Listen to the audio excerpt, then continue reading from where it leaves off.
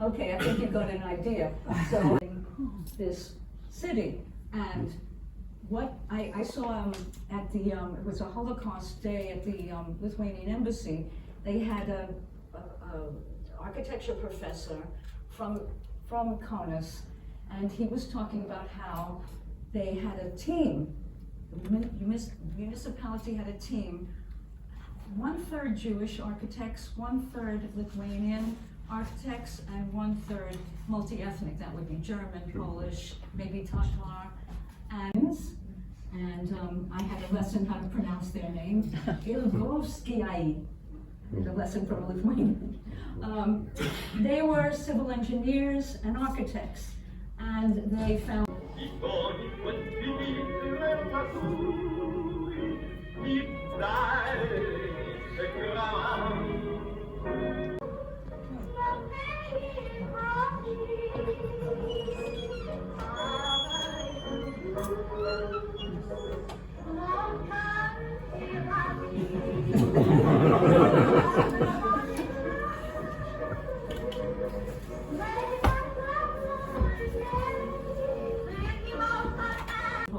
So what people did, because there was a great demand for it, so what people did was build little stages in cafes and restaurants and so forth, and they called these in Kaunas.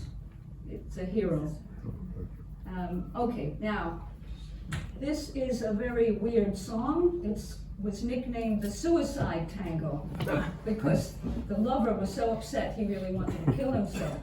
And it was almost given a kind of ban in some places because people were worried about the effect the lyrics might have on someone. What happened was that this tango was composed by Jerzy Petersburski, who was Jewish-Polish. It became an enormous hit, and it was translated into many languages, including Lithuanian.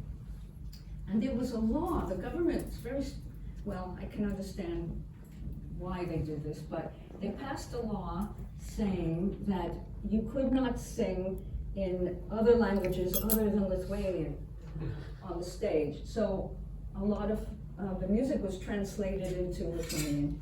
This one, though, I'm going to play for you in the original, so you'll just hear a little bit of it.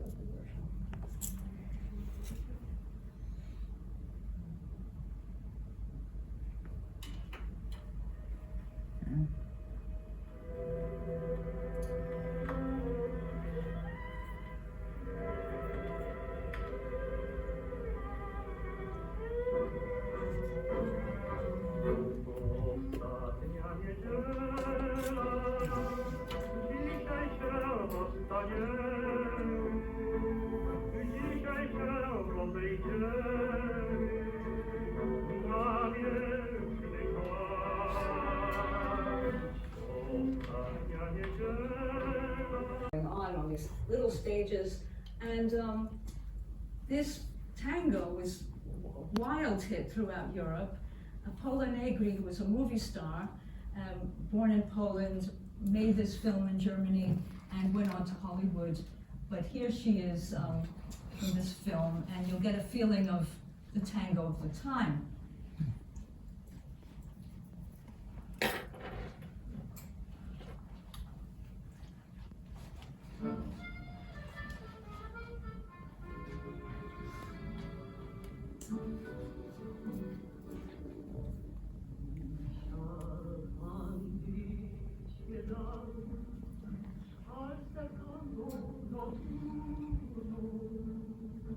Słyszę nawet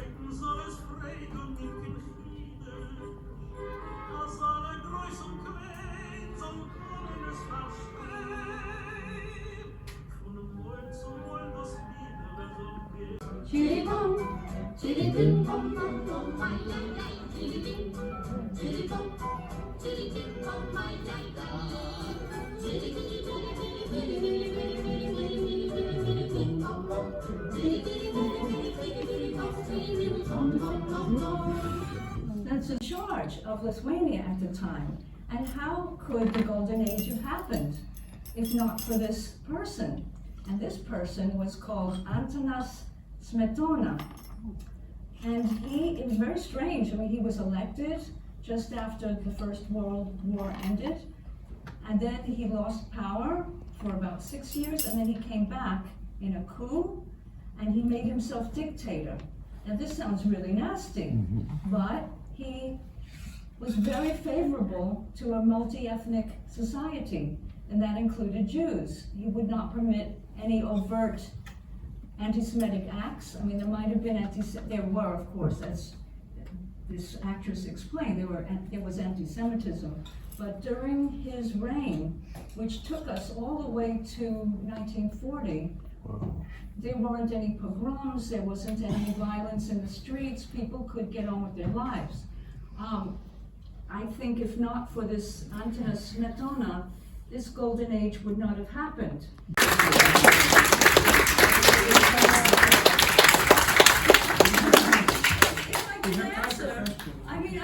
I probably won't be able to answer them. Let's try if you have any. Rivalry, a constructive rivalry with similar sort of Jewish-centered jazz places in neighboring countries. You showed one of the Polish origin songs, the Suicide Tango, for example. Can you say a little bit more about that? And if I could just sneak a second question, I always like to think that a proportion survived. I wonder, did any of them have subsequent musical careers elsewhere after the war, and did they influence jazz movements elsewhere?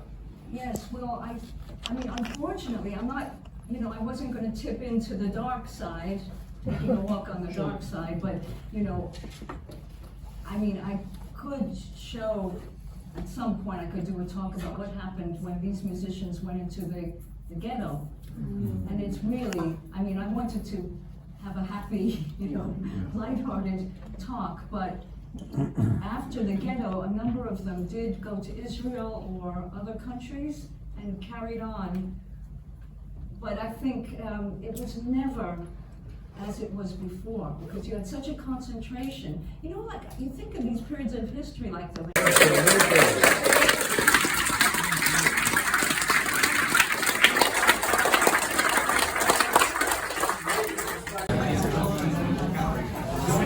Thank you.